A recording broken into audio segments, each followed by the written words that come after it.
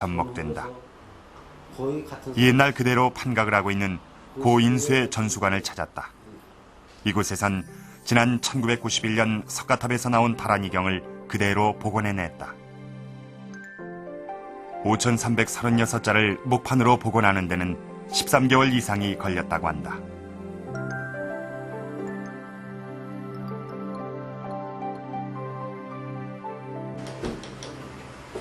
취재팀은 무구정광 대다란이경의 실제 크기대로 판각해 줄 것을 의뢰했다.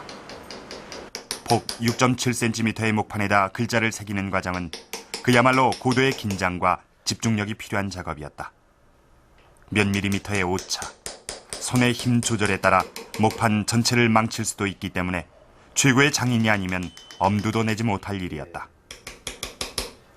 굉장히 힘든 작업인데 한 잡 하는 데만 해도요, 진짜 이 칼이 수십 번 가요. 수십 번 가는 정도도 아니고 어떨 때는 이 또 다듬질까지 뭐 이렇게 바닥 처리 이렇게 하다 보면 상당히 까다로운데, 저희 같은 경우에서는 작업이 끝나고 나면은 눈도 아프죠. 또 팔도 아프지. 뭐 온몸 안 아픈 데가 없죠. 요거 하나 이 큰 글자 같으면은 팔기가 편하지만은 이건 거의가 요만한 글자 아닙니까? 눈에 잘 보이지도 않는 글자를 받아보니까. 작아서 잘 보이지 않는 글자를 돋보기로 확인해가며 하루에 판각할 수 있는 글자는 16자 정도.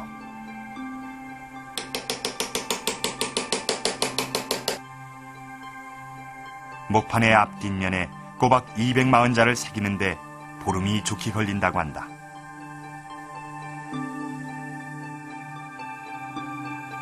이렇게 다란이경을 사경하고 판각해서 탑안에 봉안했던 신라인들의 기술은 당시로선 최첨단의 기술이었다.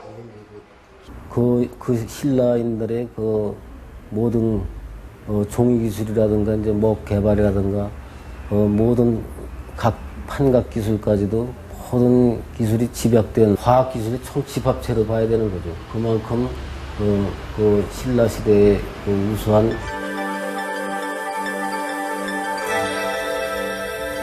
통일신라 당시 최첨단의 목판 인쇄 기술과 당대 사람들의 뜨거운 열망이 한데 농축돼 있는 무구정광 대다란이경.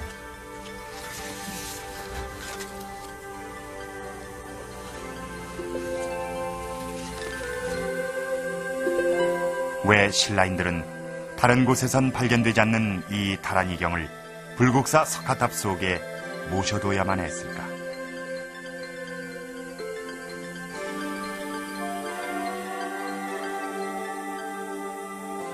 그러니까 이 탑에다가 부처님의 그 몸에 그 농축된 요지인 이 사리도 모시지만은 부처님의 가르침의 그 요지인 그 법사리에 해당되는 이 다란이도 그 속에 모셨죠.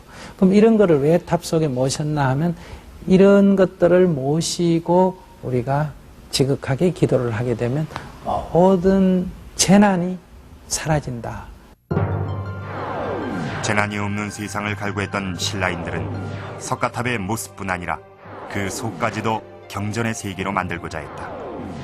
결국 신라인들의 이런 열망은 세계 최고의 목판 인쇄물까지 만들어냈던 것이다.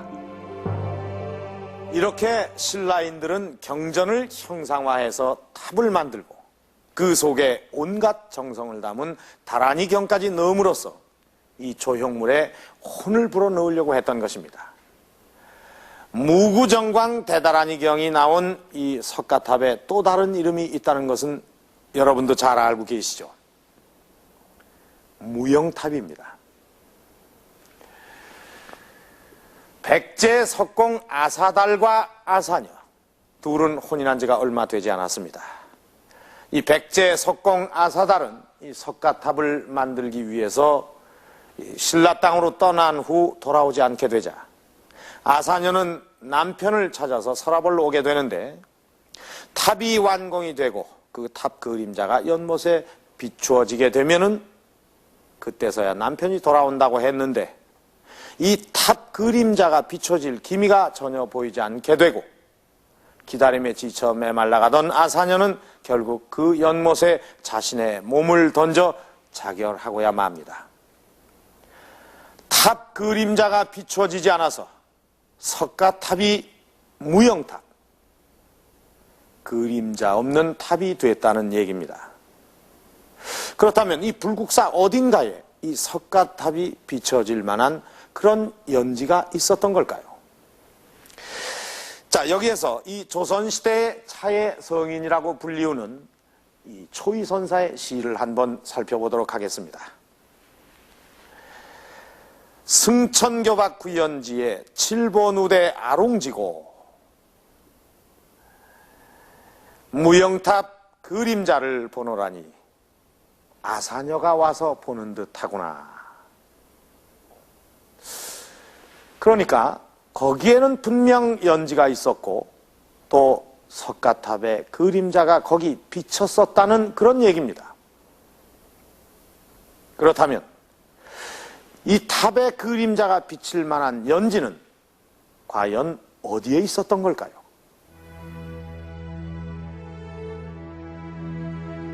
처음 세울 당시엔 2천여간의 웅장한 전각으로 이루어졌던 불국사.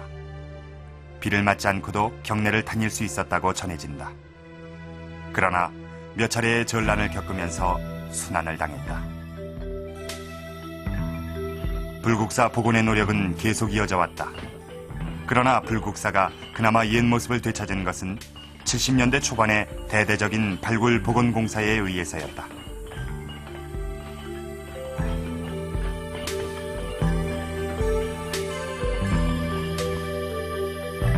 그런데 당시 불국사 발굴 복원 공사 보고서에는 흥미있는 사진 한 장이 실렸다. 발굴 조사를 진행하던 중 내린 비로 웅덩이에 물이 고이자 말로만 전해지던 석가탑의 그림자가 비쳤던 것이다. 그곳은 바로 연지의 자리로 추정되는 곳이었다. 그러나 당시 복원공사에서 연지의 복원은 이루어지지 않았다. 불국사 연지의 실체에 대해 연구하고 있는 동국대 사찰조경연구소를 찾았다. 이곳의 조경학과 홍광표 교수는 복원되지 않은 연지의 구체적인 모습을 되살리기 위해 준비 작업 중이다. 우선은 불국사 발굴 복원 보고서에서 밝힌 연지의 위치와 크기 등이 타당한지 검토하는 작업에 들어갔다. 홍광표 교수팀과 함께 불국사 현장 실측 조사에 나섰다. 이곳에 과연 얼마만한 규모와 어떤 모양의 인공 연못이 가능할지 직접 현장에서 가늠해보기 위해서다. 동쪽 단이 걸리고 있고, 그다음에 북쪽 단은 이 엄청나게 넓은 그 연지란 말이야. 불국사 발굴 보고서에 따르면 연지의 규모가 상당히 컸던 것으로 보인다.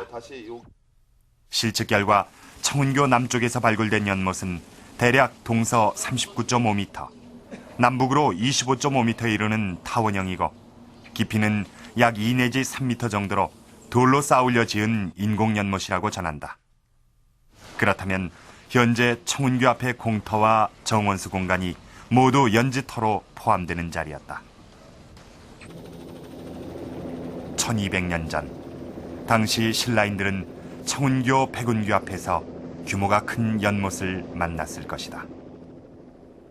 그럼 연지까지 물은 어디서 어떻게 끌어왔을까? 언덕을 올라서 이 숲길을 이렇게 헤쳐서 나가게 되면 바로 그 이쪽 편으로 해서 토암산 그 정상 쪽에서 내려오는 그 이 계류가 흐르고 있는 계곡을 보실 수가 있습니다.